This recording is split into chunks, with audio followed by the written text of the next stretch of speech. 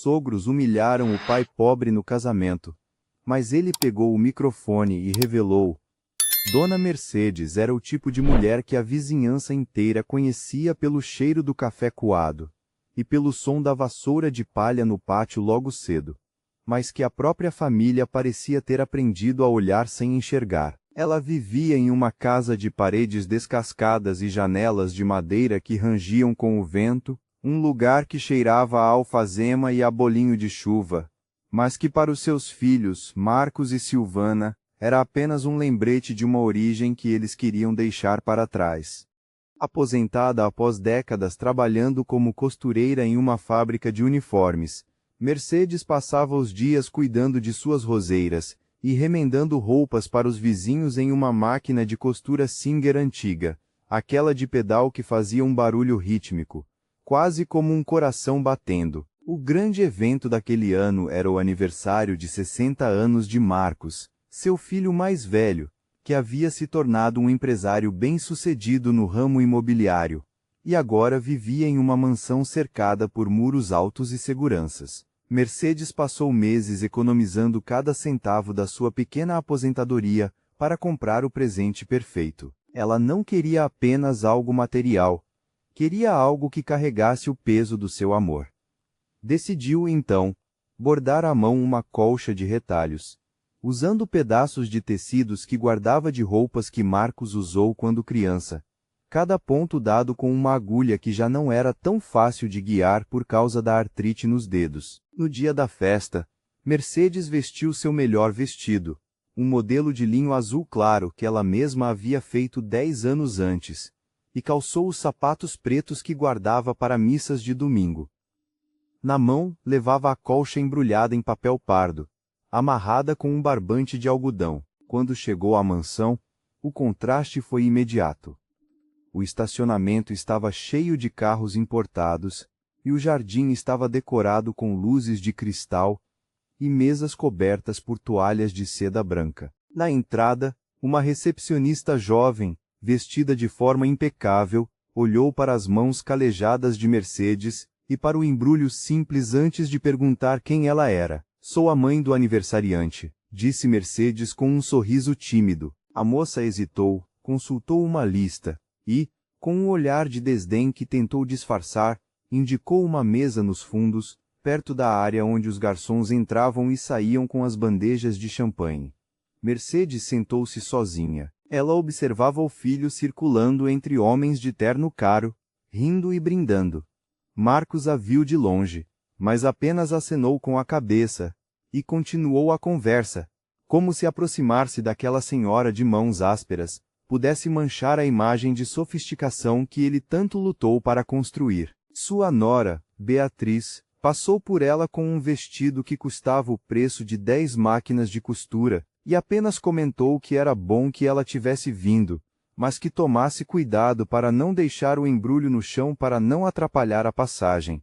Mercedes ouviu, sentiu o nó na garganta, mas permaneceu imóvel. Ela estava acostumada a ser o alicerce invisível.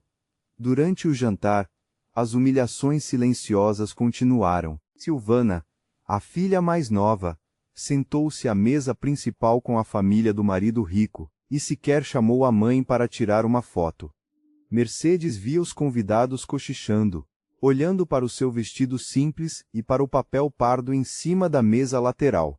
Ela ouviu quando um dos sócios de Marcos perguntou quem era aquela velhinha lá atrás, e Beatriz respondeu, com um risinho nervoso, que era uma tia distante do interior que tinha insistido em vir. A dor de ser negada pelo próprio sangue era como uma agulha espetando o peito. Mas Mercedes respirou fundo, lembrando-se de quantas noites passou em claro costurando para que aqueles mesmos filhos tivessem sapatos novos para a escola. O momento dos discursos chegou. O salão ficou em silêncio enquanto Marcos subia ao pequeno palco montado perto da piscina. Ele falou sobre sua trajetória, sobre como venceu na vida sozinho, sobre sua inteligência nos negócios, e sobre como o sucesso era fruto exclusivo do seu mérito. Ele agradeceu aos sócios, à esposa e até ao seu mentor de negócios, mas não mencionou a mulher que, durante 20 anos, comeu apenas pão com café, para que ele pudesse pagar a mensalidade da faculdade. Quando ele terminou, os aplausos foram ensurdecedores.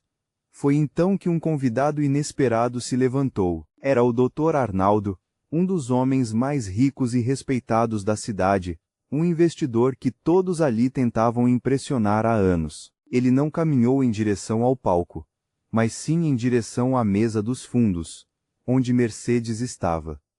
Mercedes, quanto tempo, disse ele em voz alta, chamando a atenção de todos. Dr. Arnaldo pegou as mãos de Mercedes e as beijou com um respeito que deixou o salão mudo. Ele se virou para Marcos e para os convidados e disse que precisava contar uma história.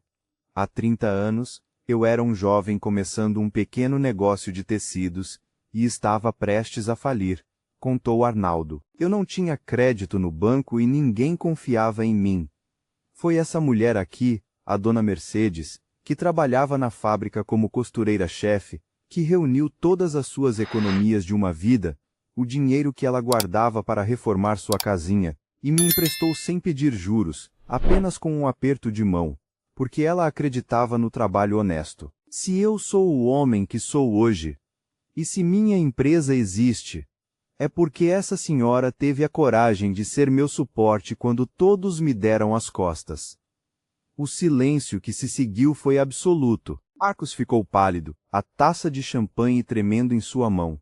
Beatriz tentou disfarçar a vergonha, mas todos os olhos agora estavam em Mercedes. Dr. Arnaldo olhou para o embrulho sobre a mesa e perguntou o que era. Mercedes, com as mãos trêmulas, abriu o papel pardo e revelou a colcha de retalhos. Cada retalho ali era uma parte da história daquela família. Tinha o pedaço da camisa que Marcos usou na formatura do ensino médio, o tecido do primeiro vestido de Silvana, um retalho da cortina da sala onde eles estudavam. Mercedes se levantou, caminhou até o palco com uma dignidade que emanava de cada fibra do seu ser. Ela não gritou, não chorou de raiva. Ela apenas pegou o microfone e olhou nos olhos do filho. Marcos, eu não vim aqui para ser um enfeite na sua festa, começou ela com a voz firme. Eu vim para te entregar o que eu sempre te dei, o meu melhor. Esta colcha não tem fios de ouro, mas tem o suor de quem nunca deixou falta nada para vocês. Você disse que venceu sozinho.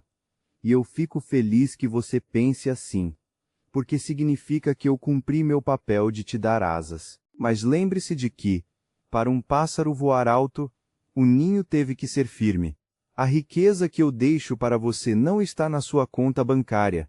Está no fato de que eu nunca precisei mentir sobre quem eu sou para ser respeitada. Mercedes entregou a colcha ao filho, que agora chorava silenciosamente diante de todos os seus amigos importantes. Ela não esperou pelos aplausos, embora eles tenham vindo, começando pelo Dr. Arnaldo e se espalhando por todo o jardim como um trovão de reconhecimento. Ela desceu do palco, recusou o lugar na mesa principal que Beatriz agora oferecia desesperadamente e caminhou em direção à saída. No caminho, vários empresários e senhoras elegantes se levantavam para cumprimentá-la, querendo tocar as mãos da mulher que era a verdadeira definição de sucesso. Mercedes saiu da mansão, respirou o ar fresco da noite e caminhou até o ponto de ônibus.